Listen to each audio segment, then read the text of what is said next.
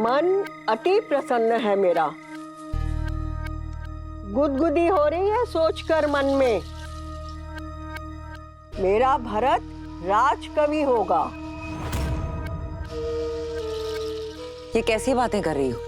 क्यों? अरे गुण और लक्षणों के आधार पर ही तो पद मिलता है। राम तो निश्चित ही राजा बनेगा और लक्ष्मण तो अवश्य ही सेनापति बनेगा, और शत्रुघ्न, उसे तो कोई छोटा मोटा मंत्री का पद मिल ही जाएगा। किंतु भरत, उसकी कविताएं तो पूरे संसार में प्रसिद्ध होंगी। कैकई वंश का वो पहला कवि होगा, है ना आनंद की बात? ऐसा कुछ नहीं है। भरत भी ऋषि वशिष्ठ से शिक्षा लेकर लौटा है। साहस और पराक्रम और वीरता में वो बिल्कुल अपने भाइयों जैसा है। रहने दो कैकई, इन हाथों से तुम्हें और युद्ध जीत को पाल पोस कर बड़ा किया है, और मैं एक दृष्टि में देखकर बता सकती हूँ कि किसमें सत्ता संभालने की क्षमता है और किसमें नहीं। और वैसे भी कैकई, जैसा तुम चाहती थी वैसा ही तो बनकर आया है तुम्हारा पुत्र, राम की छाया। किंतु कभी सोचा है कि जब सूर्य सामने हो तो छाया को कोई नहीं देखता? बस मंत्रा, बस, अब एक शब्द और नहीं।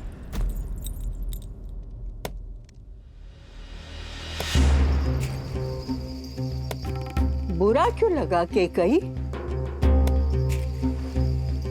तुम तो अवध की रानी हो, राम की माँ हो। मैं तो आज भी तुम्हारी दासी मंत्रा हूं, तुम्हारी शुभ चिंतक।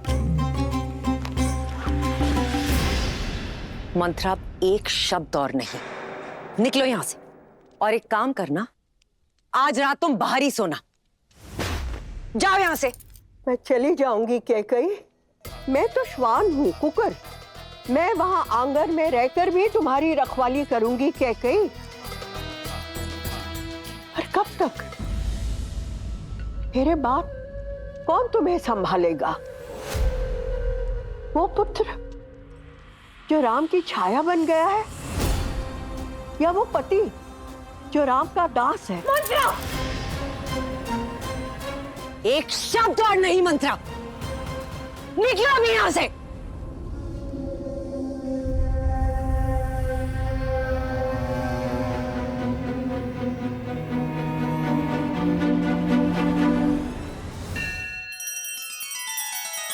श्री रामचंद्र कृपालु भजु मन हरण भव भय दारुणम। नव कंज लोचन कंज मुख कर कंज पद कंजारुणम।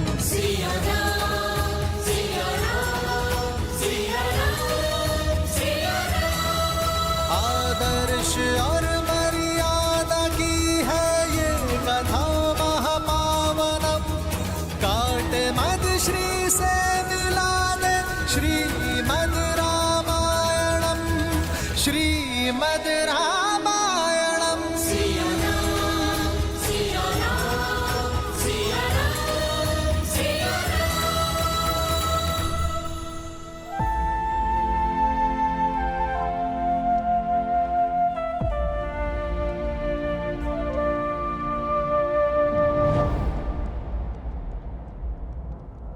जैसा तुम चाहती थी वैसा ही तो बनकर आया है तुम्हारा पुत्र, राम की छाया।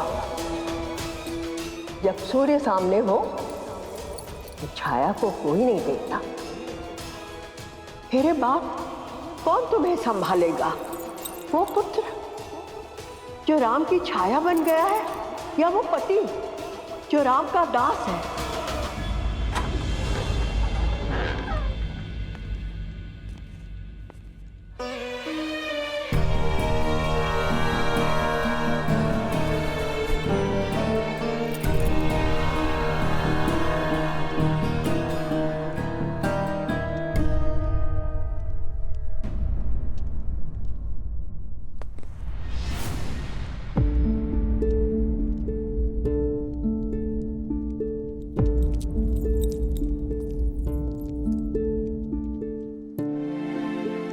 ऐसा पहले भी हो चुका है, किंतु तब आपके पुत्र आपके पास नहीं थे। अब तो आपके पुत्र आ गए हैं, अब क्यों नहीं सोए? वर्षों से प्यासी इन आंखों को तृप्त कर रहा हूं कैकेयी। किंतु तुम क्यों नहीं सोई? क्योंकि आज भी इनके भविष्य के सपने मेरी आंखों में है। महाराज, चलिए ना, उपवन में चलते हैं, थोड़ा भ्रमण करते हैं। चलिए ना।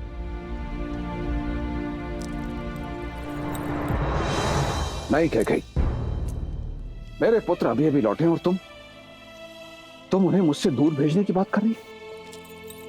मैं उन्हें कल भेजने की बात नहीं कर रही। 1-2 मास उनके स्नेह का आनंद उठाने के पश्चात हमें कठिन निर्णय लेना होगा महाराज। नहीं कैकेयी, ये वियोग मेरा हृदय तोड़ देगा। अयोध्या के सुयोग के लिए ये वियोग आवश्यक है महाराज। वो बरगद का पेड़ देख रहे हैं? आपने ही उसे उसके पिता की छाया से दूर किया था ताकि वो पनप सके, किंतु अन्य पौधों का क्या? आपने कदाचित नहीं देखा है, लेकिन मैंने एक बात का अनुभव किया है। संदेह नहीं कि राम एक दिन अयोध्या पर राज करेगा, किंतु तब उसे विश्वस्त और अनुभवी भाइयों की आवश्यकता होगी। इस वक्त अति आवश्यक है कि हमारे सारे पुत्र राजकाज, सैन्य संचालन सीखें। राजनीति भी यही कहती है कि साम्राज्य के सभी पुत्रों को एक साथ एक स्थान पर नहीं होना चाहिए। आप जानते हैं मैं अपने पुत्रों से अत्यधिक प्रेम करती हूं, इसलिए चाहती हूं कि आप राम को राजकाज सिखाएं। भरत को मेरे भाई युद्धजीत के पास भेज दिया जाए तक्षशिला अभियान के लिए, लक्ष्मण को करुपदा और शत्रुघ्न को मधुपुर विजयी के लिए। कैकेयी, तुम अपने पुत्र भरत की बात करो, मैं अपने अन्य पुत्रों को अपने से दूर कहीं नहीं भेजूंगा।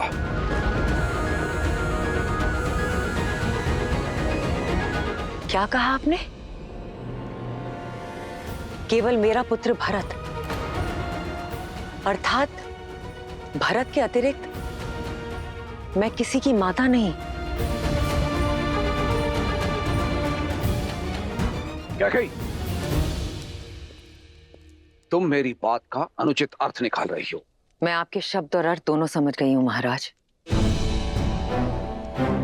आप केवल मेरे पुत्र भरत को कैकैया जाने का आदेश दीजिएगा, और यदि वो प्रश्न करे तो उसे कह दीजिएगा उसकी कठोर मां कैकई ने आदेश दिया है। और हां, दर्पण दिखाने के लिए धन्यवाद महाराज, ये अनुभव करवाने के लिए कि मैं केवल भरत की माता हूं, राम की नहीं।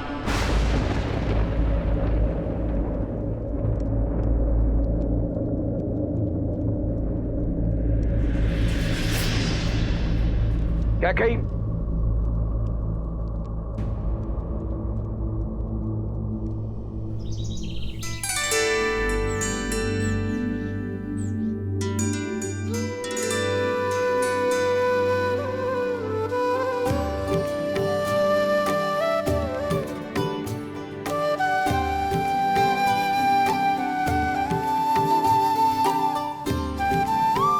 कुमार भरत, आपके लिए एक सूचना है।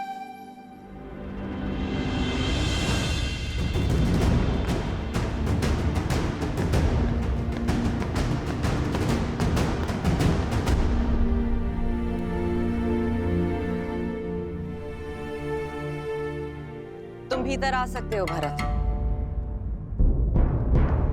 ये मैं क्या सुन रहा हूँ माँ? पिताश्री ने मुझे कैकैया भेजने का आदेश दिया है। ये तो बहुत अच्छी बात है। अपने नानाश्री और मामाश्री को मेरा प्रेम और प्रणाम देना। माँ, पिताश्री ने कहा है कि ये सब आपकी इच्छा है। आप मुझे अयोध्या से दूर क्यों कर रही हैं माँ?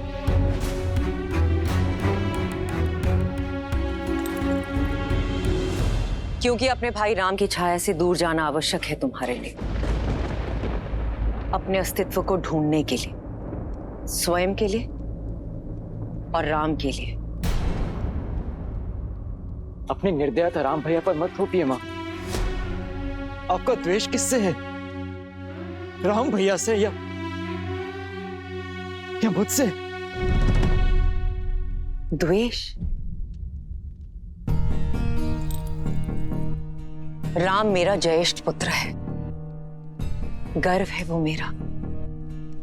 और तुम्हें मैंने अपनी कोख से जन्मा है, अस्तित्व हो तुम मेरे। भूल कर भी कभी मत सोचना कि मैं अपने पुत्रों से द्वेष कर सकती हूं,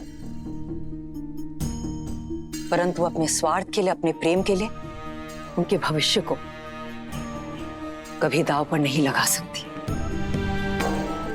देखो स्वयं को भरत, कैसे टूटे हुए, लाचार दिख रहे हो। देखो मुझे, तुम अयोध्यापति नरेश दशरथ के पुत्र हो, अश्वपति के नाती हो, उन कैकेयी के भरत हो, राम के भाई हो तुम। यदि मेरे ये सब कहने के पश्चात भी तुम्हें लगता है कि मेरी दृढ़ता, मेरा स्वार्थ है और मैं निर्दयी हूं और इस कारण तुम मुझसे घृणा करना चाहते हो, तो मुझे ये भी स्वीकार है भरत।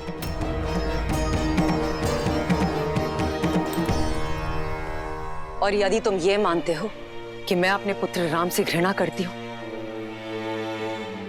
तो ये भी मान लो, किंतु मैं किसी मां,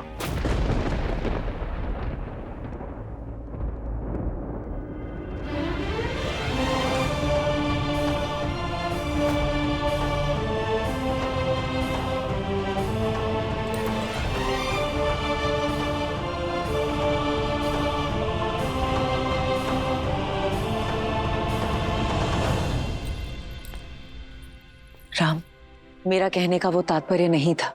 पुत्र और मां के बीच शब्दों का नहीं, भावों का संबंध होता है मां।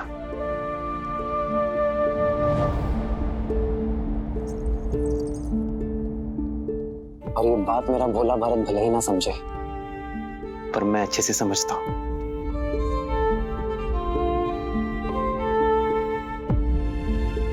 पिताश्री का आदेश सुना तो आपको धन्यवाद देने चला आया।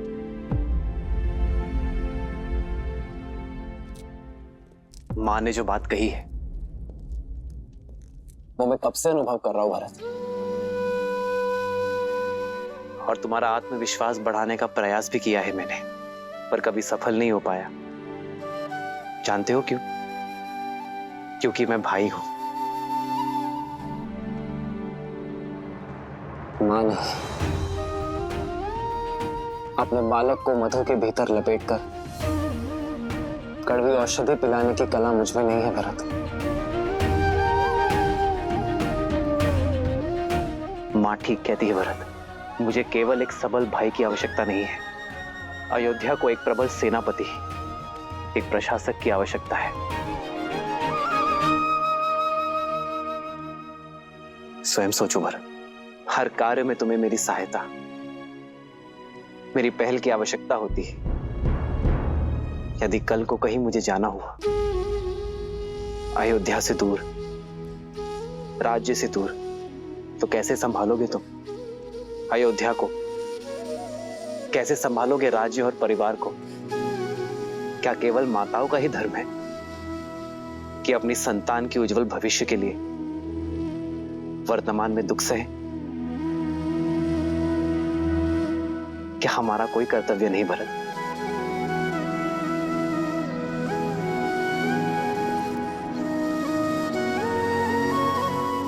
मेरी मां मुझसे कभी घृणा, कभी द्वेष कर ही नहीं सकती, क्योंकि मेरे लिए वो स्वयं उस पुत्र से दूर रहने को सज्ज है जिसे उन्होंने जन्म दिया।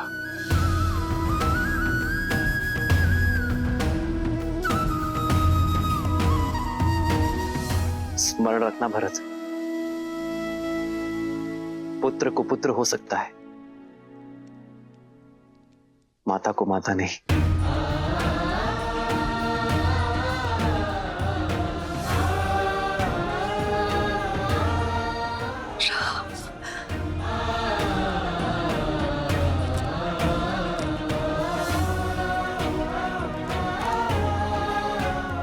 मुझे क्षमा करना माँ, मैं जाने को सज्ज हूं।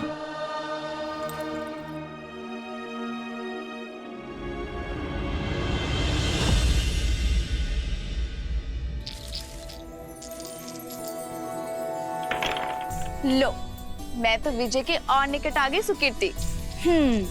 इतनी सरलता से मैं आपको जीतने नहीं दूंगी, क्योंकि मेरी बारी अभी शेष है। देखा, 12 आप लोगों से आगे हुई ना उर्मिला दीदी।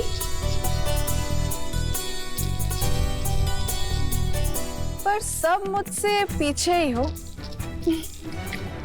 हारने के लिए सच होना मानवी। जीत तो सकती हो उर्मिला दीदी, किंतु केवल तभी जब सीता दीदी के पास से ठीक से ना गिरे।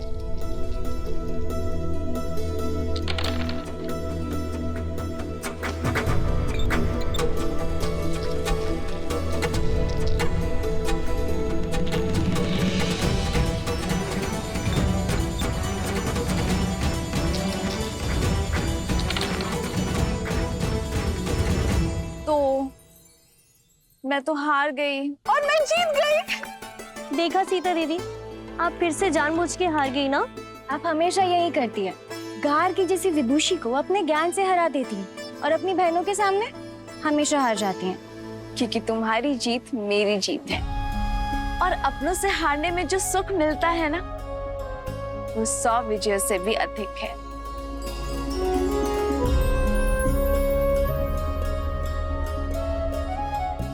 पिताश्री,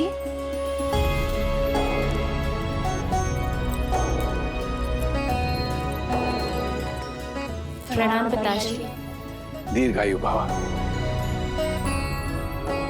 मुझे सीता से कुछ एकांत में बात करनी है।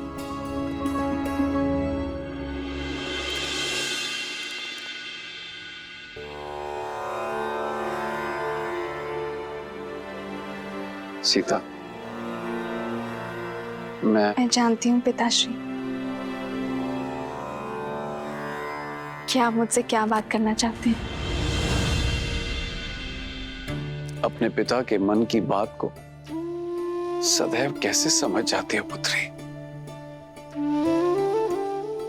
जिस पिता ने इतनी कठिनाइयां सहकर अपनी पुत्री को सारे आनंद दिए, वो अपने पिता के मन की दुविधा को कैसे नहीं समझेगी पिताश्री? पुत्री की आयु होने पर हर पिता के मुख पर चिंता रहती है, और साथ ही आपके मुख पर यह भी उलझन है कि क्या आपकी पुत्री इस विवाह के लिए सज है या नहीं। तो इस उलझन का हल क्या है पुत्री? जब उलझन ही नहीं है तो हल कैसा पिताश्री? मैं आपसे ये नहीं पूछूंगी कि एक कन्या को अपना घर छोड़कर पराये घर में क्यों जाना होता है,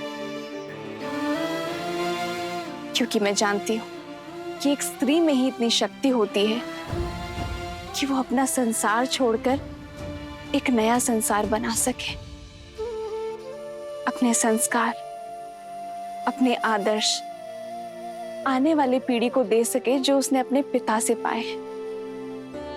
पिताश्री, संसार समझता है कि स्त्री का कोई एक घर नहीं होता, जहां जन्मी वो मायका और जहां जाती है वो ससुराल।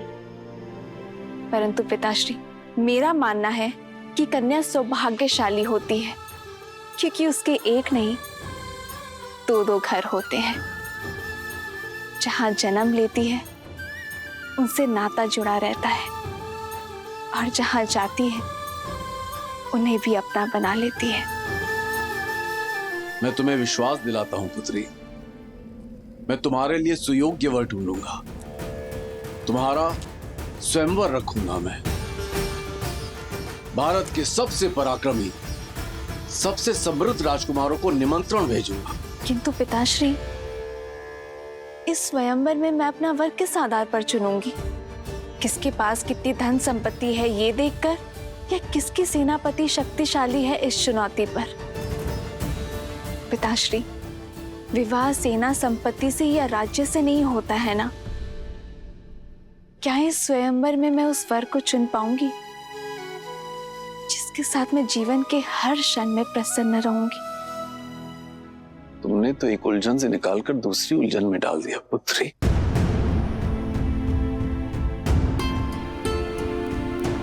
माता, कुछ अति महत्वपूर्ण होने वाला है। पिताश्री ने शीघ्र बुलाया है।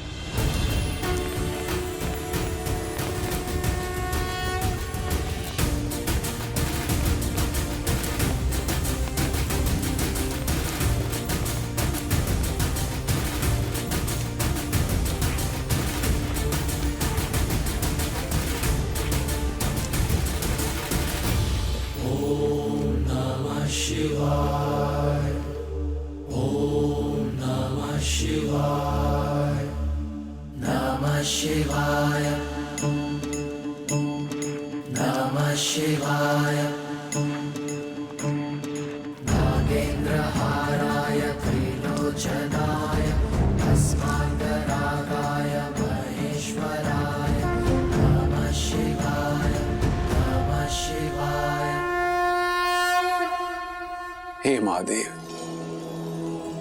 मेरी पुत्री सीता को जैसा वर चाहिए केवल आप ही दे सकते हैं।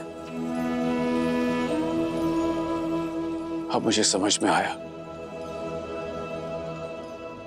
8 वर्ष की आयु में कदाचित सीता का आपका धनुष उठाना मेरे लिए संकेत था कि आप सीता के भविष्य का उत्तरदायित्व उठाएंगे। प्रभु,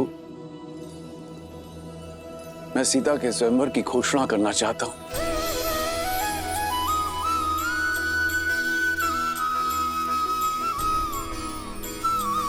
वर का चयन आपकी शक्ति और आपके न्याय का प्रतीक आपका महाधनुष पिनाक होगा।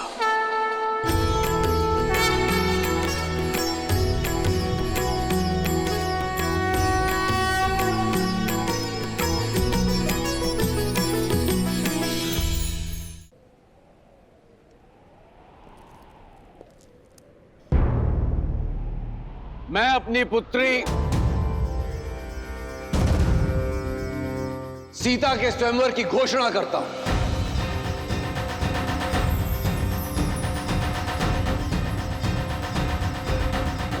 जो व्यक्ति महादेव का धनुष उठाकर उस पर प्रत्यंचा साधेगा, वही व्यक्ति मेरी पुत्री सीता का वर होगा।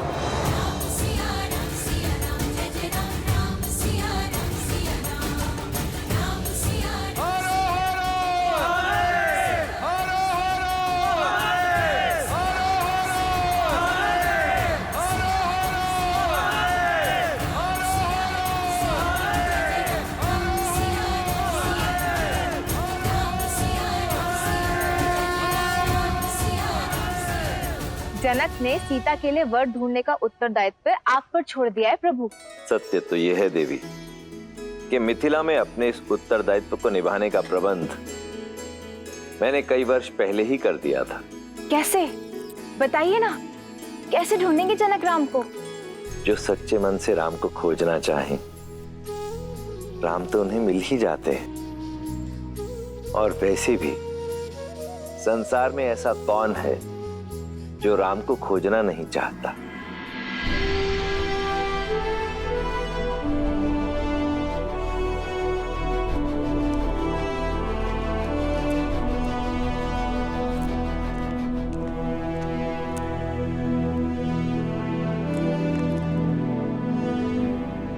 प्रणाम पिताश्री। आयुष्मान भव। मैं कल भोर होने पर कह जा रहा हूं पिताश्री। आपकी अनुमति लेने आया हूं।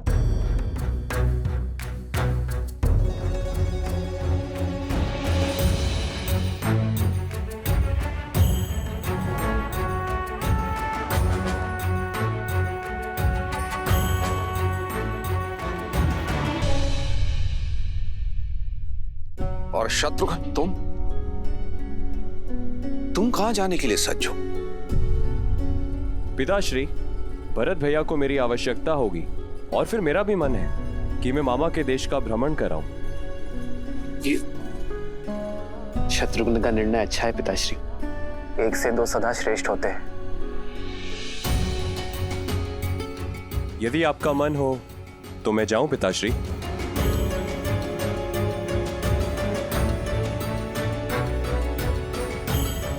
चिंता ना करें पिताश्री, मैं हूं ना आपके पास।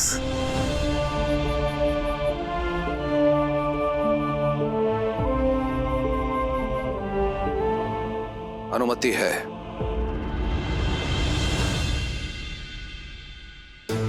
तुमने 2 अंधों के जीवन का सहारा छीना है। तुम भी अपनी आंखों के तारे से दूर हो जाओगे।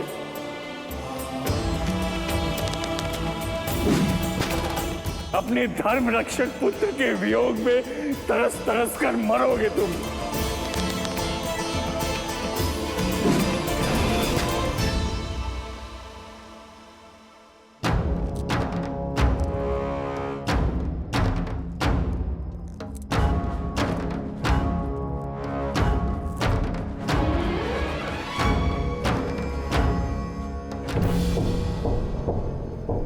प्रणिपात ऋषिवर। आपके महाराज दशरथ कहाँ हैं? मुझे उनसे भेंट करनी है, शीघ्र, अतिशीघ्र। परंतु ऋषिवर, आपका परिचय? आर्य, आप इतनी रात्रि में क्या कर रहे हैं आर्य? अभ्यास। प्रयास कर रहा हूं कि अपने आप को युद्ध के लिए सज्ज रखूं।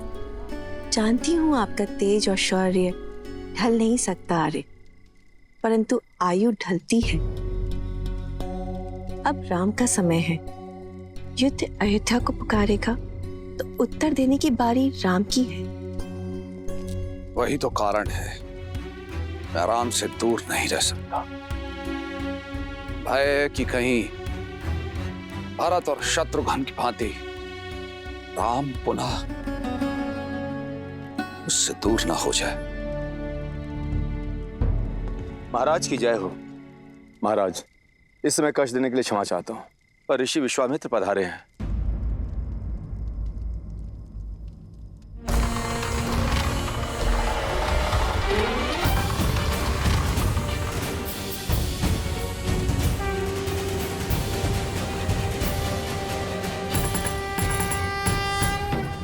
अयोध्या की भूमि पर आपके चरण पड़े, अयोध्या धन्य हुई।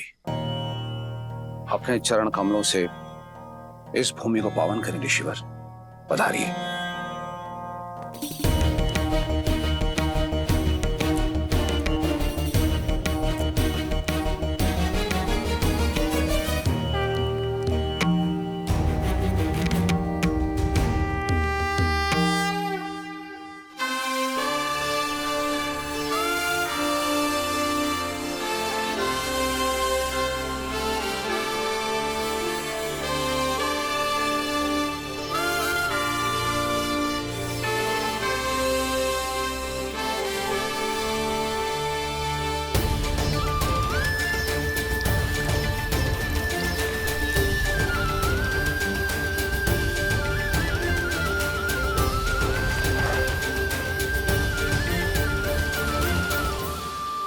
ऋषिवर, मेरा पुत्र अभी अभी शिक्षा प्राप्त करके लौटा है, इसे आशीर्वाद दें। राजन, किसी भी व्यक्ति को आशीर्वाद देने से पूर्व उस व्यक्ति की पात्रता की जांच की जाती है, और फिर मैं यहां देने नहीं लेने आया हूं। आज्ञा ऋषिवर। मारीच और सुबाहु 2 राक्षस हैं जो निरंतर मेरे यज्ञ में बाधा डालते रहते हैं, मृत पशुओं का रक्त और का मांस डालकर उसे अपवित्र करते रहते हैं। ऐसा नहीं है राजन कि मैं उनका संहार नहीं कर सकता, परंतु ब्रह्मर्षि होने के बाद मैंने शस्त्र त्याग दिए हैं, इसलिए सुमंत, हम इसी क्षण ब्रह्म ऋषि के आश्रम की ओर प्रस्थान करेंगे। उन दोनों दंड राक्षसों का मैं स्वयं संहार करूंगा। ऋषिवर, ये मेरा वचन है, आपकी मांग अवश्य पूर्ण होगी। इस तुच्छ कार्य के लिए स्वयं अयोध्यापति वहां जाएं, ये तो उचित नहीं लग रहा है। मुझे न तो आपकी आवश्यकता है और ना ही आपकी सेना की।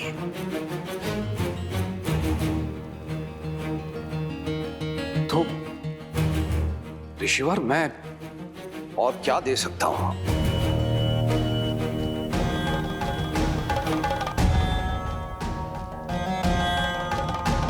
राम राम राम।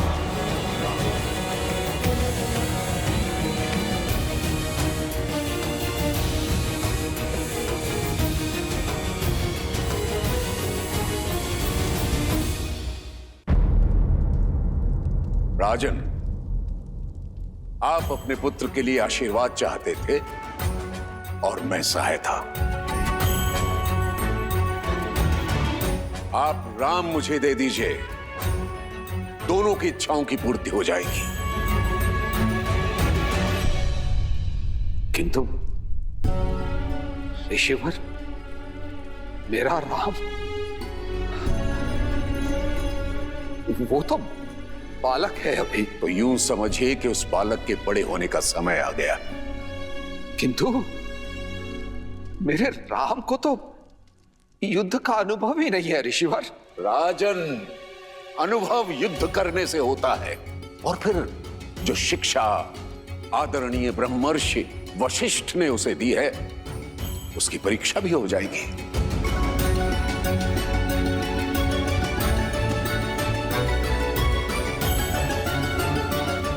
तो ऋषिवर, मैं राम को अपनी सेना में सम्मिलित कर लेता हूं, ये तो ठीक रहेगा ना? राजन, क्या मैंने अपनी बात स्पष्ट नहीं की? मुझे आप नहीं, राम चाहिए।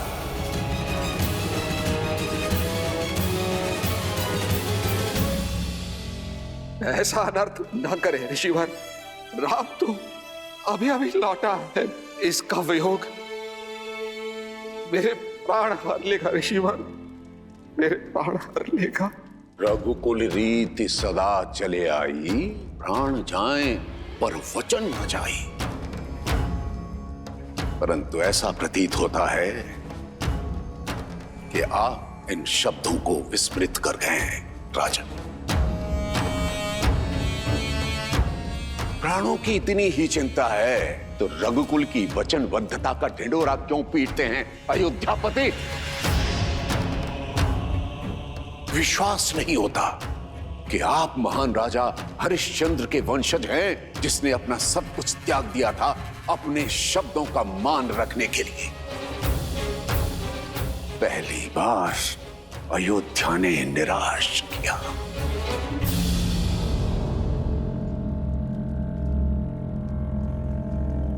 महाराज दशरथ, आप तो अपनी रानियों और राजकुमारों के साथ सुखमय जीवन व्यतीत कीजिए, मेरा क्या है?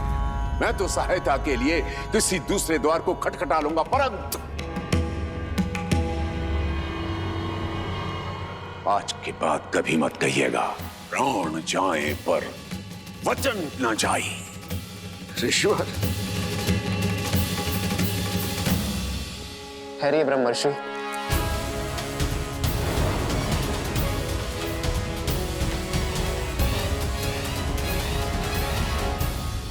आप धर्मपरायणता के अवतार हैं, ज्ञान में सर्वश्रेष्ठ है। आप किसी भी असुर को स्वयं दंडित करने में सक्षम हैं, किंतु ब्रह्मत्व का मान रखने और रघुकुल का मान बढ़ाने स्वयं अयोध्या आए हैं। आपके साथ चलना मेरा सौभाग्य होगा गुरुवर। केवल एक अनुरोध है, कल प्रातः तक प्रतीक्षा कीजिए। अयोध्या का स्वागत स्वीकार्य है। ठीक है, कल प्रातः काल तक का समय है तुम्हारे पास। जैसे ही कल का सूर्योदय होगा, अयोध्या के मान का उदय होगा अथवा उसके तेज का अस्त होगा।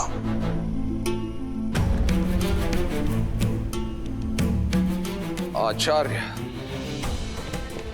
पिताश्री, पिताश्री।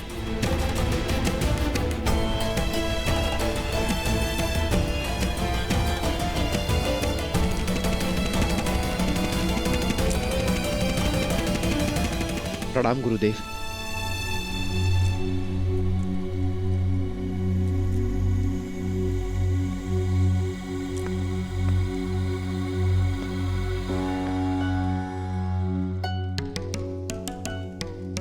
आपके यहां आने का कारण केवल यज्ञ की रक्षा करना नहीं था। इतना तो मैं समझ गया हूं ब्रह्मर्षि विश्वामित्र, आप राम को परखते आए हैं। ब्रह्मर्षि, क्या आपको इतना भी अनुभव नहीं कि राम स्वयं नारायण है? अनुभव किया है ब्रह्मर्षि, परंतु सामने रखी धातु स्वर्ण होते हुए भी उसकी परख की जाती है। और आप तो भली भांति जानते हैं, नारायण समय समय पर अनेक अवतार लेते रहे। परशुराम स्वयं उनके एक अवतार हैं। हर अवतार का एक उद्देश्य होता है, जैसे इस अवतार का उद्देश्य मर्यादा की स्थापना है। परंतु रावण के अंत के लिए राम की पात्रता को जांचना मेरा कर्म है, और यदि वे नारायण के पूर्णावतार हैं तो उन्हें उनकी यात्रा के लिए मार्ग प्रशस्त करना मेरा धर्म है। आप क्रोधित हो गए ब्रह्मर्षि? मैं आपसे क्रोधित नहीं हूं, मैं उस विघ्न से क्रोधित हूं जो राजा दशरथ ने खड़ा किया था।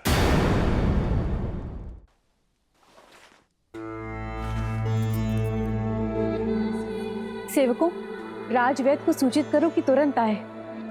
पिताश्री।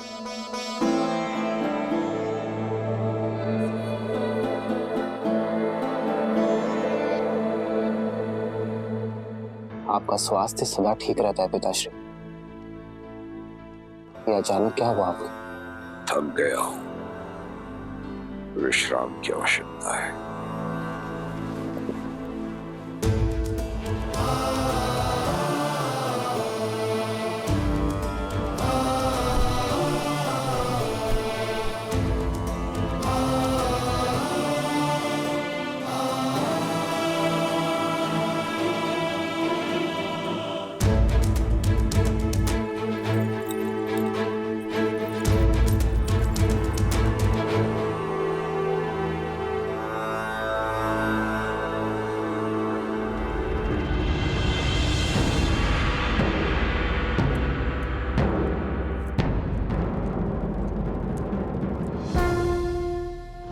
प्रणाम आचार्य। महाराज दशरथ की ठीक नहीं है आचार्य, कोई कुंठा है उनके मन में। तुम्हें क्या प्रतीत होता है? ऐसा क्या है? यही प्रश्न मुझे आपसे करना है आचार्य। पिताश्री का ऐसा व्यवहार मैंने कभी नहीं देखा। एक ऋषि को उसकी मनचाही सहायता देने में इतना संकोच क्यों? मैंने पहले भी कई बार अनुभव किया है आचार्य। पिताश्री हम लोगों से दूर होने की बात से ही सिहर जाते हैं। जो व्यक्ति देवासुर संग्राम से नहीं डरा, वो अचानक दो राक्षसों से अपने पुत्र के सामने की बात को लेकर भयभीत क्यों है? आपने तो उन्हें बालपन से पाला है, उन्हें शिक्षित किया है। मेरी माताओं से अधिक आपने उन्हें निकट से देखा है। एक पुत्र होने के नाते मेरा यह कर्तव्य है आचार्य कि मैं अपने पिताश्री के मन के भय को दूर कर सकूं। बोलिए आचार्य, उनके भय का कारण क्या है? भय के बिना प्रेम निभता नहीं है, पर प्रेम ही सबसे बड़े भय का कारण है। उनका भय तुम हो राम। तुमसे बिछड़ने का भय है जो तुम्हारे पिता को दुर्बल बना देता है। उन्हें मोह है राम अपनी संतान से,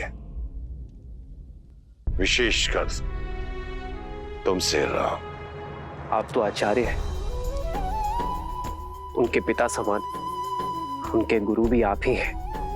तो क्या आप उन्हें इस व्यथा से दूर नहीं कर सकते?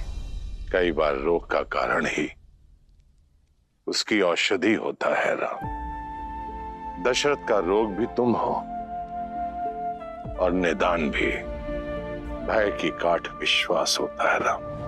अब देखना है कि राम अपने पिता को वो विश्वास दिला पाता है या नहीं। प्रश्न दशरथ के धर्म का नहीं, राम के कर्म पर है।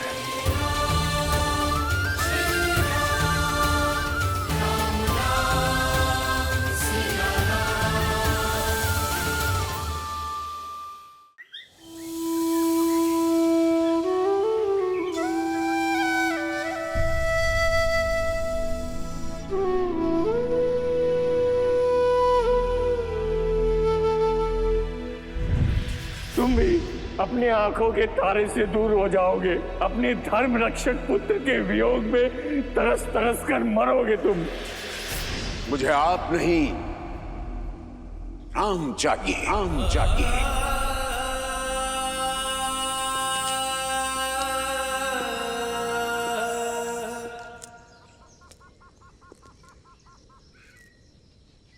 राम,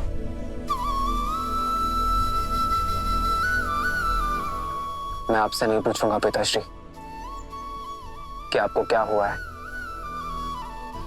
क्योंकि आपकी व्यथा मैं समझता हूं। ये जान के प्रसन्नता हुई कि तुम मेरी व्यथा समझते हो। किंतु ब्रह्मर्षि विश्वामित्र एक पिता से नहीं, एक राजा से सहायता मांगने आए थे पिताश्री। मत भूलो कि राजा होने के साथ साथ मैं एक पिता भी हूं।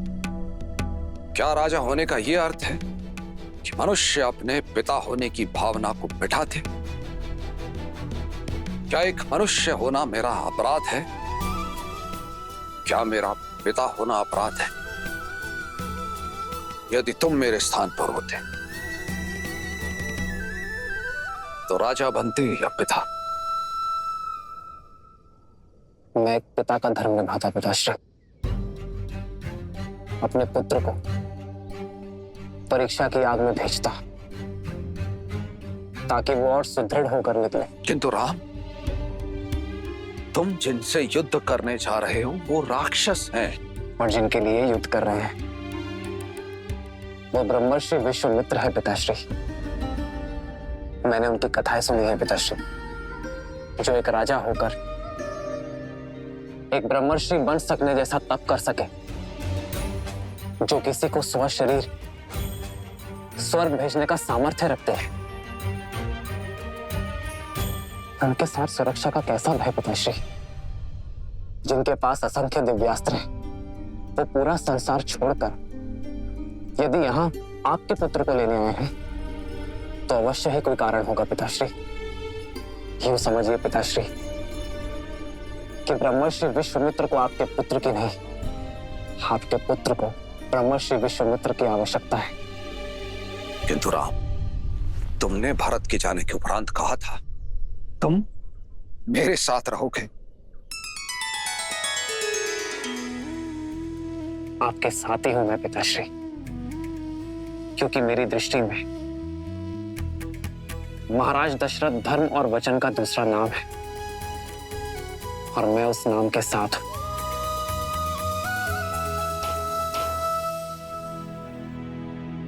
आप एक पुत्र क्यों चाहते थे पिताश्री? ताकि अयोध्या को उसका उत्तराधिकारी दे सकूं, अपने पूर्वजों को तर्पण अर्पित करने वाला दे सकूं। तो यदि आज आपने मुझे ब्रह्मर्षि विश्वामित्र के साथ जाने से रोका, रघुकुल का वचन तोड़ा, तो क्या मैं अयोध्या का राज्य संभालने योग्य कहलाऊंगा पिताश्री? अपने पूर्वजों का मान घटाने के बाद, संसार में उनकी श्रद्धा घटने के बाद,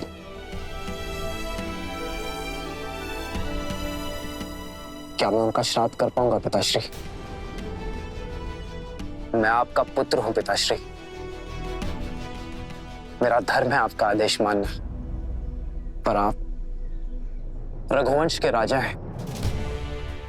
चयन की दुविधा आपकी होगी और आदेश भी आपका ही होगा कि क्या मैं ब्रह्मर्षि विश्वामित्र का सहायक बनकर विदा लूंगा, या यही अयोध्या का मान, रघुकुल की प्रतिष्ठा को खंडित होते देखूंगा।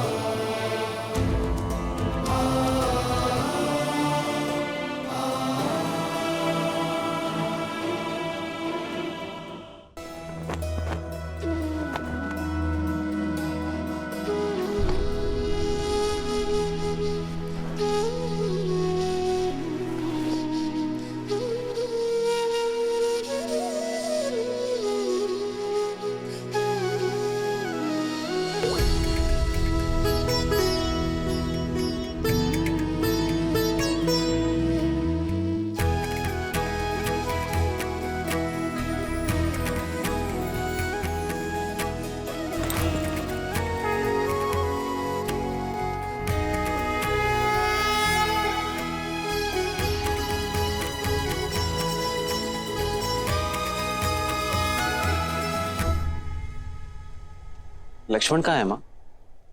क्या वो अपने बड़े भाई को विदा करने नहीं आएगा? वो तुम्हारे लिए अस्त्र और शस्त्र लेने गया है पुत्र।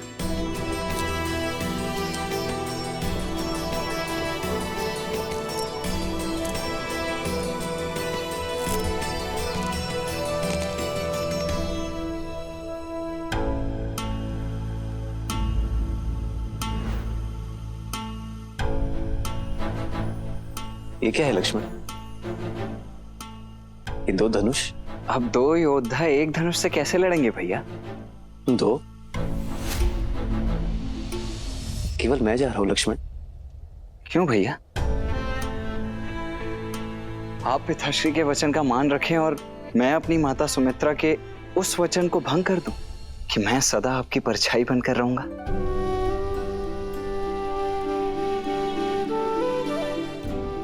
नहीं भैया, मैं तो सदा आपके साथ ही रहूंगा। लीजिए।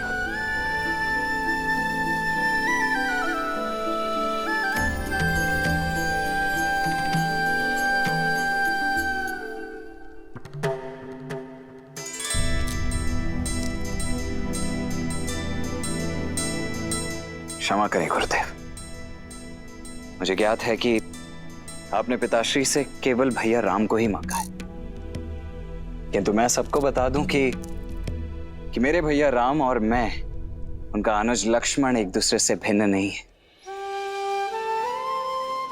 वो देह हैं तो मैं उनकी आत्मा हूं।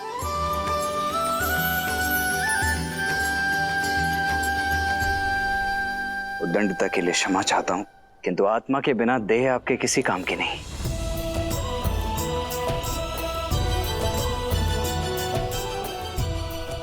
आशा है आप और पिताश्री मुझे भैया राम के साथ जाने की अनुमति अवश्य प्रदान करेंगे।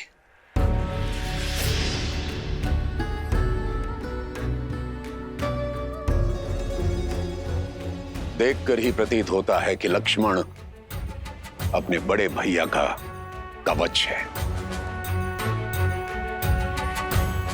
राम तो युद्ध के लिए मेरे साथ जा रहा है,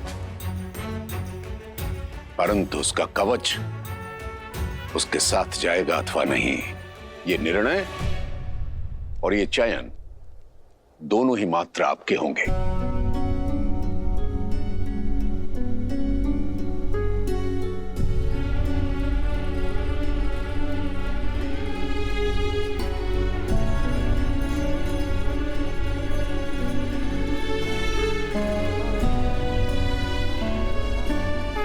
ब्रह्म ऋषि,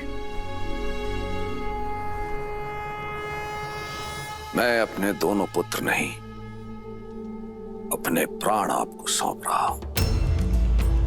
आज से आप ही इनके माता पिता हैं।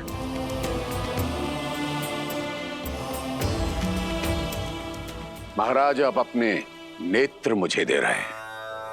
ये नेत्र अब जो मार्ग प्रशस्त करेंगे वो मात्र इनके लिए नहीं, अपितु सारे संसार का दृष्टिकोण बदल देगा।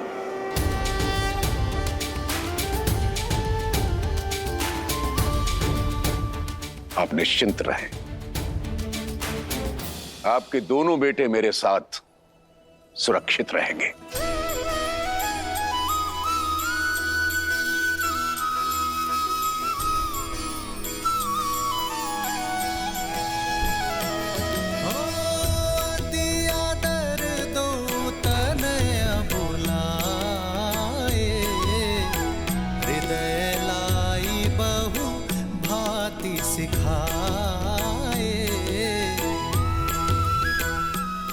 पिताश्री का ध्यान रखना मां।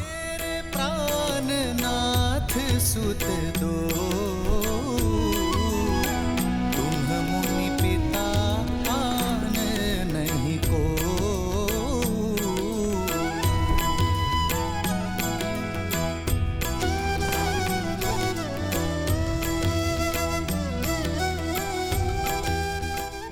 मैं लक्ष्मण का ध्यान रखूंगा सुमित्रा मां। जहाँ राम साथ हो वहां मुझे लक्ष्मण की चिंता क्यों रहेगी पुत्र? रघुकुल का मान बढ़ाना।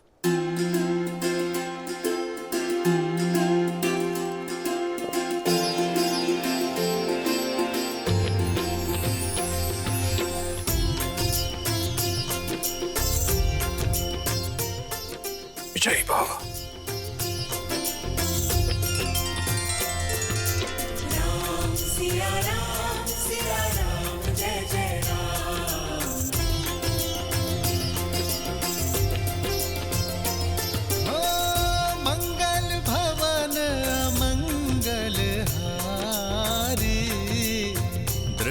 सुदशरथ अजर बिहार। अपना ध्यान रखना पिताश्री। सीताराम चरित अति पावन, मधुर सरस अरु अति मन भावन।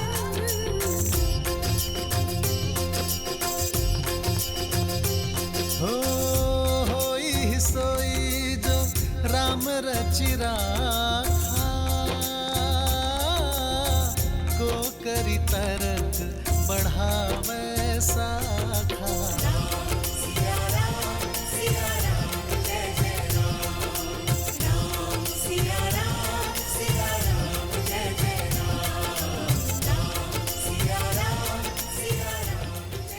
राम, मैं तुम्हारी प्रतीक्षा करूंगा पुत्र।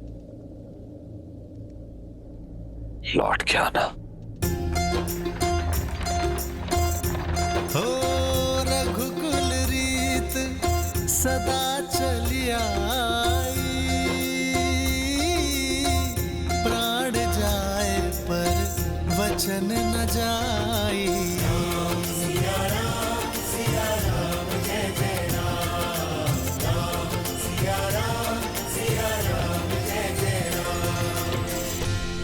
नानाश्री और मामाश्री को उनके ज्येष्ठ भांजे का प्रणाम कहना भरत।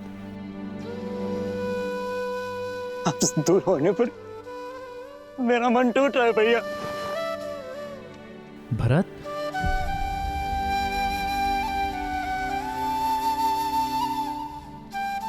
शांत हो जाओ भरत।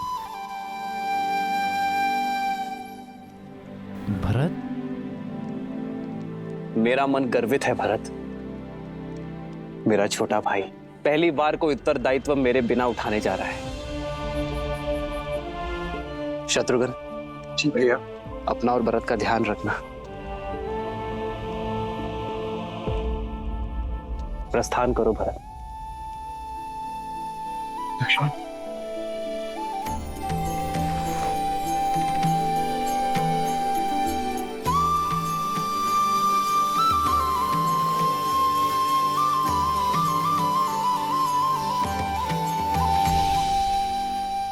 प्रस्थान करो।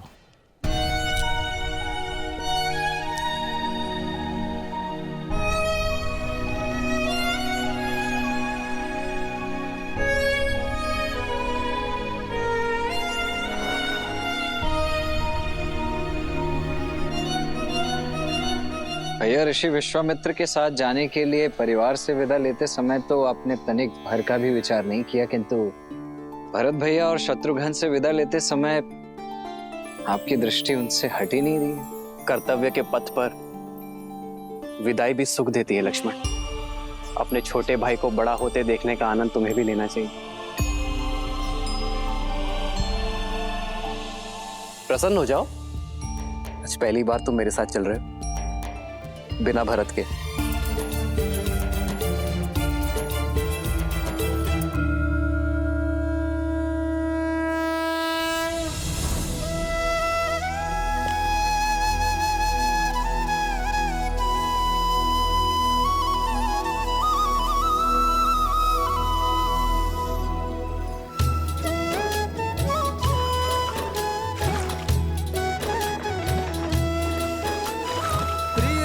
से दूर होना भारी मन का द्वंद, पर बिछड़ न कर्तव्य के लिए एक वीर का आनंद।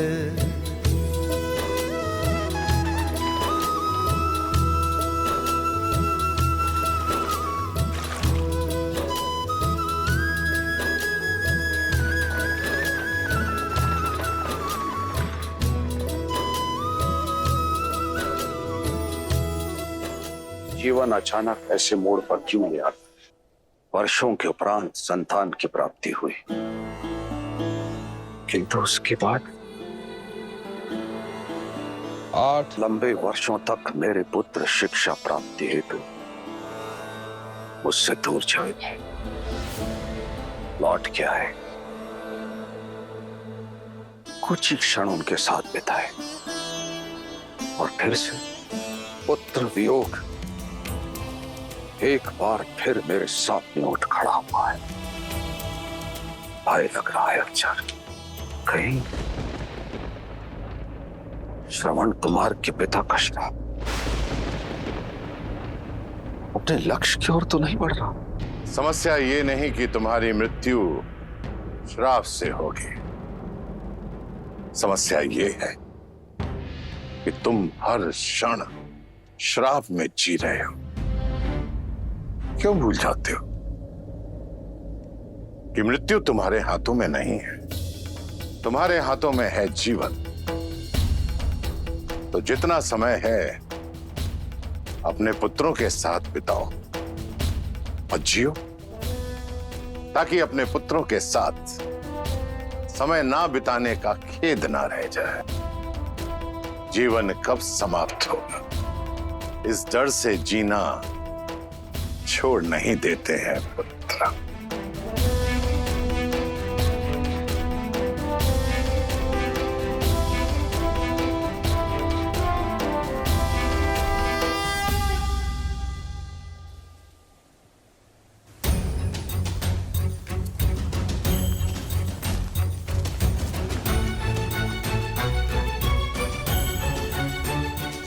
भैया, भैया सुनिए ना, आपको ज्ञात है क्या हम जा कहाँ रहे हैं? तुम स्वयं पूछ लो उनसे। मैं नहीं, ठीक है। थक गए क्या दशरथ नंदन? जी आचार्य, नहीं तो भैया चलिए ना, आइए।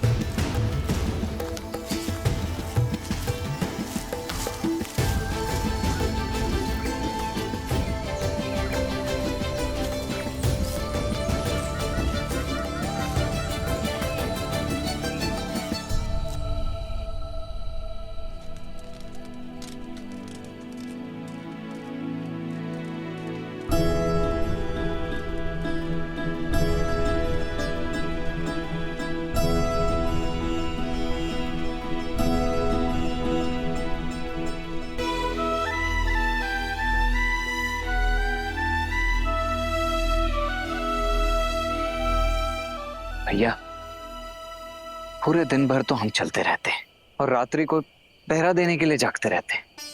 ना भोजन है ना जल है। ये गुरुदेव हमसे चाहते क्या है? कोई कारण अवश्य होगा लक्ष्मण। यदि कार्य सरल होता तो गुरुवर इतनी दूर चलकर अयोध्या नहीं आते।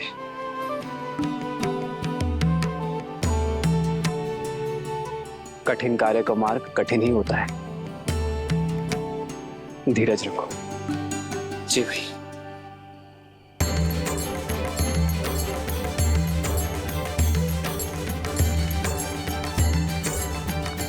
गुरुदेव,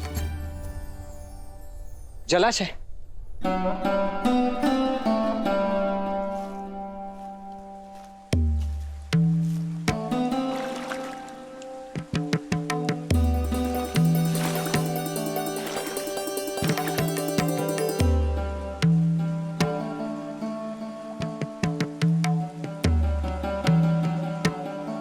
जल पीने योग्य है।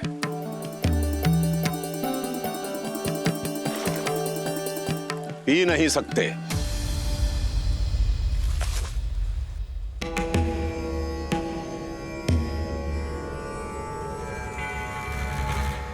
क्षमा कीजिए गुरुदेव, किंतु कारण क्या ये कोई परीक्षा है? परीक्षा और परिस्थिति बताकर नहीं आते लक्ष्मण। मैं तुम दोनों को जिस कार्य के लिए लेकर आया हूं वो कार्य बड़ा ही दुष्कर है। देखना चाहता हूं कि तुम इस कार्य को सिद्ध करने में सक्षम हो अथवा नहीं। असुरों के साथ युद्ध कई दिनों तक चल सकता है।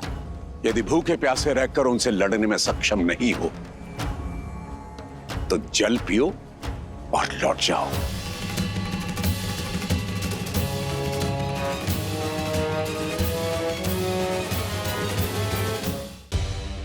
वे असुर हैं। भूख और तृष्णा पर उनका वश नहीं है। उनके शरीर को भूख लगती है तो वो चोरी करते हैं, छीनते हैं, लूटते हैं और अपने मन की भूख और तृष्णा को वे अपराध करके शांत करते हैं। इसका अर्थ समझते हो? समझा गुरुवर। यदि हम भी उनके जैसे ही दोषी हैं तो हम उन पर विजय नहीं पा सकते। इसलिए हमें अपनी भूख और तृष्णा पर वश पाना होगा, यही ना? हम सज्ज है आचार्य। मेरा लक्ष्मण बहुत बली है, बहुत सहनशील है। आपका भाव नहीं समझ पाया, इसलिए दुष्टता कर बैठा। इसे क्षमा करे गुरुवर। जी गुरुदेव, मैं आपको आश्वासन देता हूं कि मैं भूख और प्यास दोनों सहन करने के लिए सज्ज हूं। शरीर की भूख को शारीरिक बल और परिश्रम से शांत किया जा सकता है लक्ष्मण, परंतु मन की तृष्णा को मिटाने के लिए मन में करुणा जागृत करनी होती है। अपनी इंद्रियों को वश में रखना पड़ता है। कर पाओगे?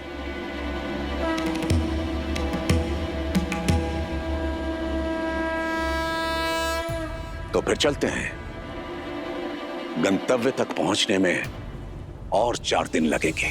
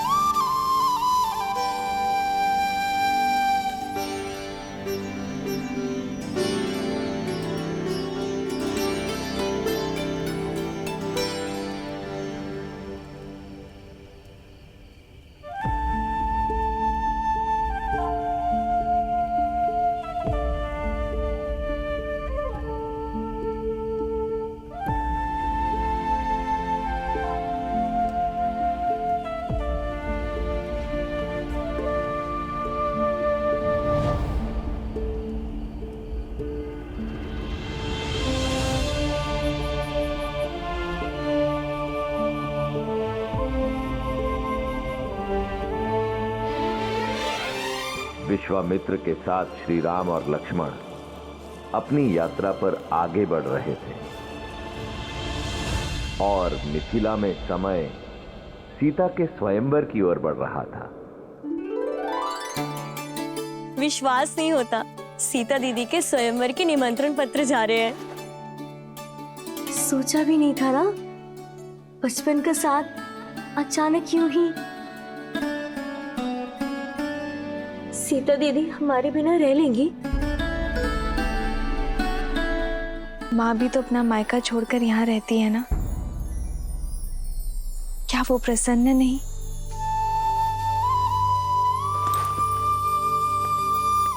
सीता दीदी चौपड़ खेले इस समय? जितना समय यहाँ पर हो खेल लो ना दीदी।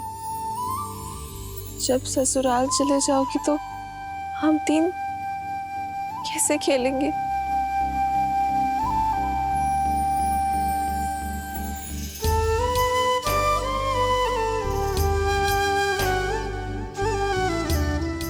अरे चलो चौपड़ खेलते। चल। तुम इतना क्यों हंस रही हो? क्योंकि सीता दीदी कहीं नहीं जाने वाली। अब ज्येष्ठ पिताश्री ने नियम ही कुछ ऐसे रखे हैं। जिस शिव धनुष को सैकड़ों लोग मिलके केवल हिला पाते हैं, उसे कौन तो उठाएगा और कौन प्रत्यंचा चढ़ाएगा? तर्क तो उचित है, पर फिर सीता दीदी ने कैसे उठा लिया था? हाँ दीदी बताओ ना, जब आपने शिव धनुष उठाया था तो क्या था आपके मन में? नहीं जानती, बस इतना स्मरण है कि मेरे मन में ना तो कोई भय था और ना कोई भार। केवल महादेव से प्रार्थना थी कि हमारी गेंद वापस लौटा दे। और महादेव तो भोलेनाथ है ना, यदि मन में आभार हो तो महादेव दुलार देंगे ही। हाँ, और वो वर भी देंगे जो उनका धनुष उठा के आपको ब्याह ले जाएगा।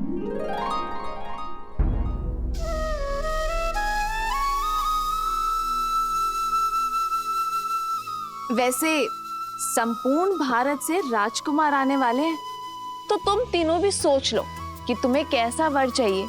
क्या पता मेरे साथ साथ तुम्हारी खोज की भी अंत हो जाए। कितना अच्छा होगा ना यदि ऐसा हो। तो जैसे हम चारों बहनें आजीवन यहाँ रही हैं, वैसे ही हम चारों का विवाह एक साथ हो, एक ही घर में। हाँ, तब तो हम प्रतिदिन चौपड़ खेलेंगे। हाँ, इससे उत्तम तो और कुछ हो ही नहीं सकता। लो, मैं तो सच में जीत गई। कितना शुभ संकेत है ना। यदि महादेव ने चाहा तो हम चारों बहनें आनंद से ऐसे ही एक ही घर में रहेंगी। कितना शुभ मन है ना सीता का। हर एक के मन में आशा जगा देती है। ऐसी गुणवान स्त्री को तो श्री राम ही मिलेंगे ना। यही तो भाग्य अपना खेल खेलता है देवी। ऐसा हो ये आवश्यक नहीं, क्योंकि एक और कन्या भी थी जिसकी सोच देवी सीता जैसी ही पवित्र थी, अत्यंत गुणी भी थी, परंतु उसके प्रारब्ध में कुछ और ही लिखा था। कौन? महान शिल्पकार मयासुर की पुत्री मंदोदरी।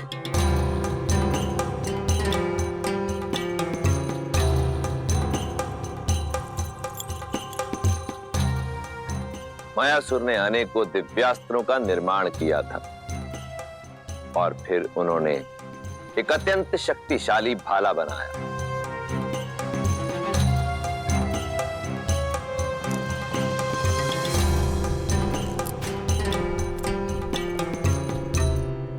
बड़ा तेजवान और दृढ़ भाला बनाया है पिताश्री।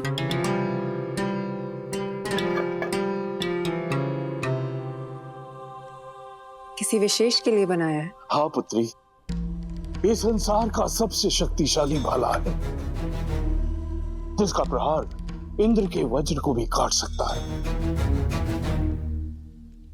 और जानती हो किसके लिए बना है ये?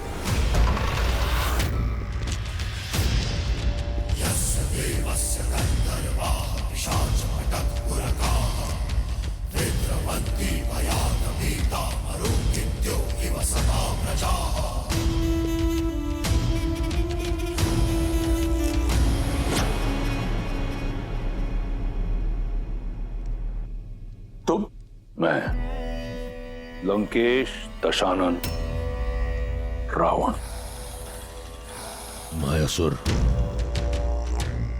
सुना है कि तुम्हारे पास कुछ ऐसा है जो केवल मेरे योग्य है, तो लेने चलाया अद्भुत अस्त्र। ये अस्त्र मैं तुम्हें नहीं दे सकता दशानन। दशानन ये भाला लेने नहीं आए हैं पिताजी।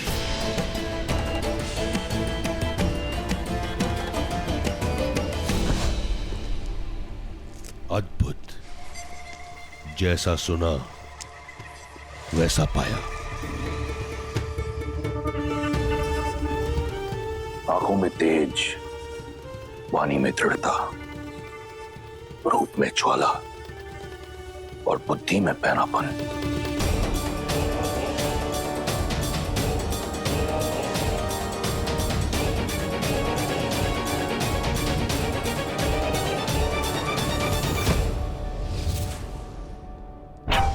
तुम ही मुझे वो पुत्र दे सकती हो जो मेरा अधूरा स्वप्न पूरा करेगा, इंद्रासन पाने का। नहीं, मेरी पुत्री का हाथ मैं तुम जैसे आतताई के हाथ में नहीं दे सकता। वीर भोग्य वसुंधरा मायासुर, जिसके पास बल है उसी का आज उसी का कल है, और दशों दिशाओं में दशानन से अधिक बली कोई नहीं। एक वृक्ष शिल्पकार के कंठ पर भाला रखकर धमकाना, ये कहां का बल है दशानन?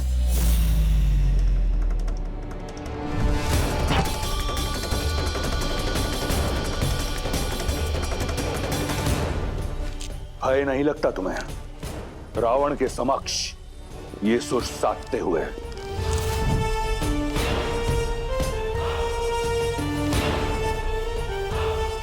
कदाचित तुमने मेरे बारे में सुना नहीं। सुना है ना कि आप दूसरों से उनकी संपत्ति छीन लेते हैं, विवशों से प्राण और स्त्रियों से उनका सम्मान छीन लेते हैं। सब सुना है मैंने। सावधान मंदोदरी, स्त्री की लाज भंग करने का पाप आप कई बार कर चुके हैं। आज स्त्री हत्या का पाप भी अपने सिर चढ़ा लीजिए। पुत्री,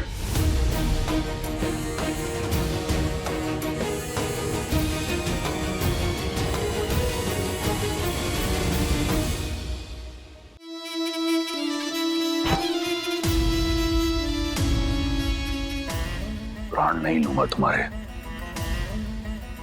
सुंदर स्त्रियों के प्राण नहीं लेते, उनके लिए प्राण न्यौछावर किए जाते हैं। मायासुर, तुम्हारी पुत्री मेरी हुई, और ये भाला मैं भेंट स्वरूप स्वीकार करता हूं। शस्त्र छीना जा सकता है दशानन, पर साथ मांगा जाता है। समान नहीं हूं मैं, सम्मान से एक सज्जन बनकर मेरे पिताश्री से मेरा हाथ मांगिए।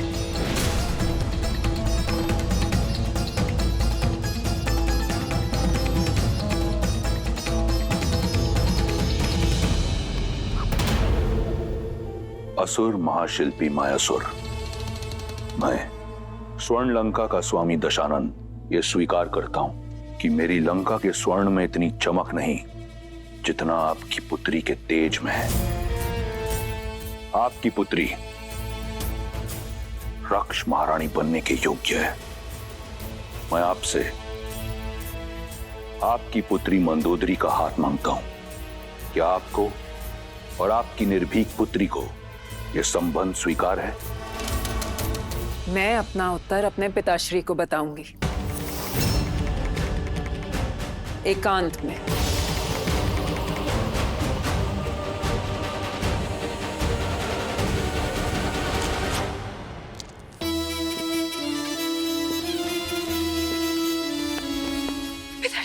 पिताश्री उठे, उठे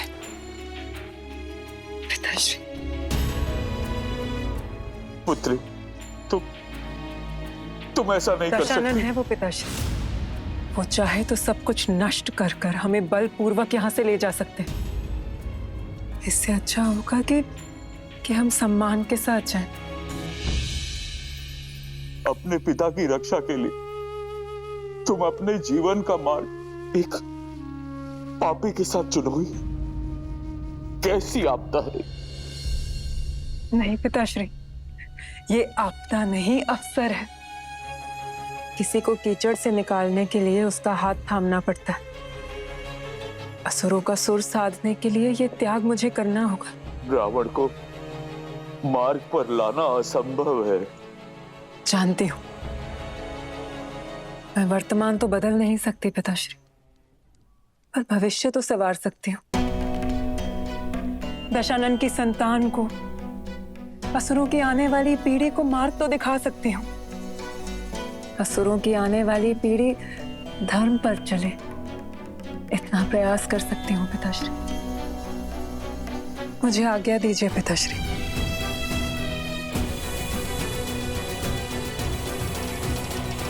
रावण और मंदोदरी का विवाह हुआ, जहां एक और मंदोदरी ने अपनी आहुति दी असुरों के भविष्य के लिए, वहीं दूसरी ओर रावण एक शक्तिशाली शस्त्र पाना चाहता था। रावण को पूर्ण विश्वास था कि उसके तेज और मंदोदरी की पवित्रता का संगम उसे एक बलशाली पुत्र देगा, जो उस इंद्रासन को जीत सकेगा जिसे पाने में उसका भाई कुंभकर्ण चूक गया था। कोई भी ग्रह अपने उचित स्थान पर नहीं, परंतु मेरा पुत्र अजयी और अमर होगा। जो मैं तप से ना पा सका, मेरा पुत्र भाग्य से पाएगा। जो भी ग्रह नक्षत्र की स्थिति प्रतिकूल है, उन्हें अनुकूल होना होगा।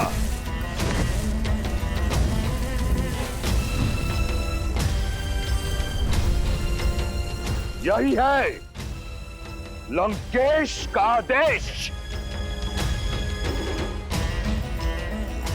सूर्यदेव पहला घर,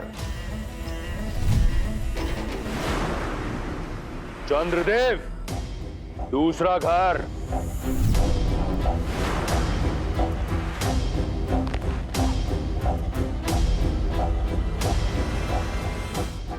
रावण ने अपने बल और भय के प्रताप से सभी ग्रहों को अपने पुत्र की कुंडली में अनुकूल परिस्थिति में आने के लिए विवश कर दिया। शनिदेव सातवां घर,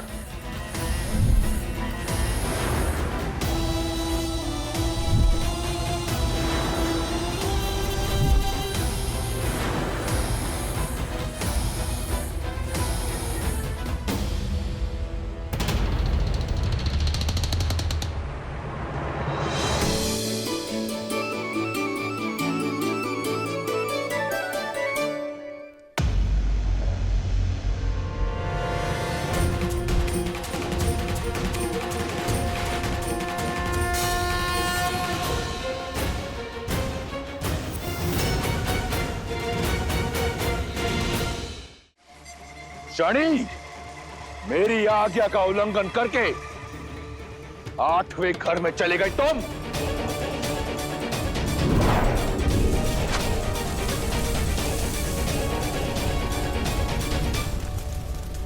तुम अपने बल से, अपनी हट से नियति के लेख को नहीं बदल सकते रावण। तुम्हारे पुत्र की कुंडली पर और तुम पर मेरी दृष्टि पड़ चुकी है रावण। मूर्ख, कदाचित अपनी कुंडली जांच कर नहीं आए तुम आज।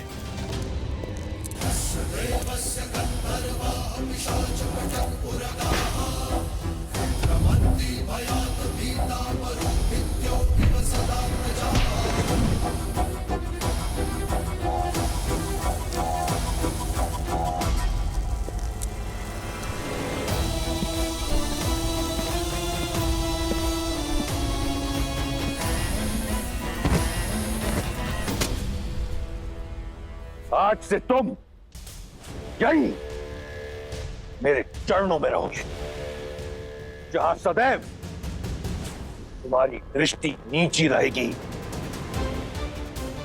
ताकि दृष्टि उठाकर ना तुम लंका देख सको और ना लंकापति का पुत्र।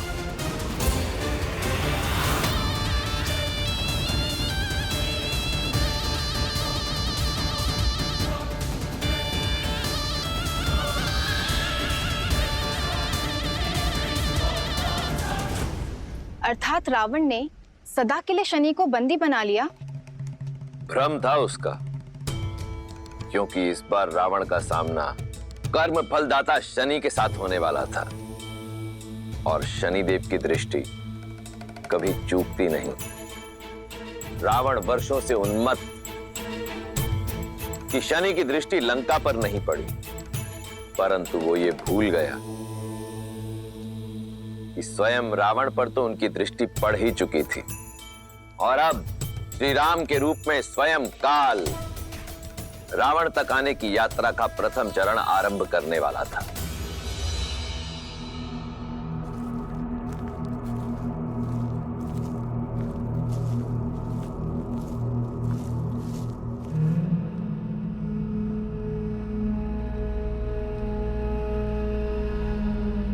बड़ा ही भयावह वन है ये। यहाँ का वातावरण ही बता रहा है कि अवश्य ही राक्षसों का गढ़ होगा ये। राक्षसों का नहीं लक्ष्मण, राक्षसी का।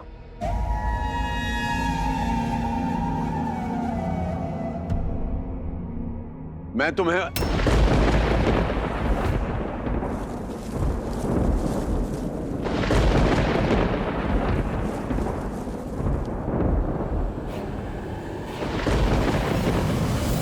भैया, कौन आया है मेरे वन में? कौन? कोई ब्राह्मण तो नहीं?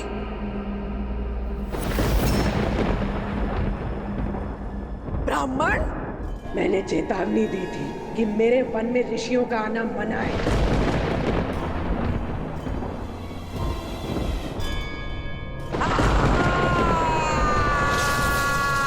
अब तुम सब अपनी मृत्यु के लिए सज्ज हो।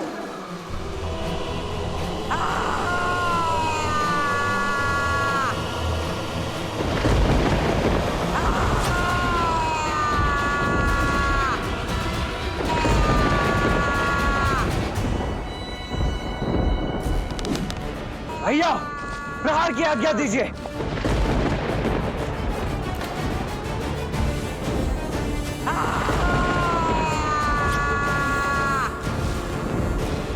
आज्ञा दीजिए भैया।